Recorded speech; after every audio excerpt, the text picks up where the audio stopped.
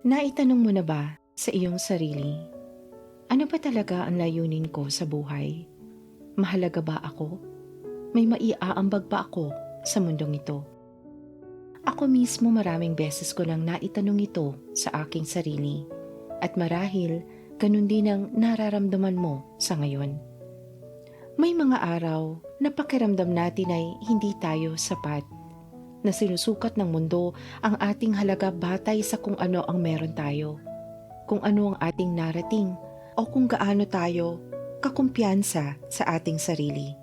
Ang halaga mo ay hindi nakasalalay sa kung ano lang ang mayroon ka.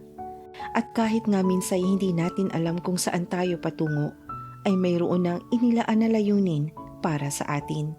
Hindi man hayag sa mundo, pero dama ng mga taong pinagmalasakitan mo. Maaaring hindi ako ang pinakamayaman sa mundo. Maaring hindi rin akong pinakamatalino, pero may isang bagay akong hindi mananakaw ni numan. Mayroon akong pusong handang magmahal. May boses akong makakapagpahayag ng katotohanan at pananampalatayang hindi ako kailanman pababayaan ng Diyos. Marahil ito ang gustong ipaalala sa atin ng Diyos ngayon. Sinasabi niya sa atin na hindi natin kailangan maging pinakamagaling, pinakamayaman, o pinakatagumpay para maging mahalaga. Ang mahalaga ay ang layunin na nasa ating puso.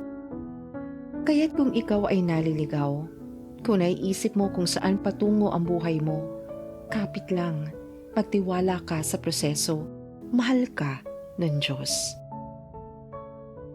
Kung nakaantig sa iyong pusong mensaheng ito, inaanyayahan kitang ibahagi ito sa isang taong maaaring nangangailangan nito ngayon. Alalahanin natin na hindi tayo nag-iisa sa paglalakbay na ito. Maraming salamat sa iyong oras. Hanggang sa muli, manatiling may pag-asa, manatiling may pananampalataya, at laging tandaan, ikaw ay mahalaga.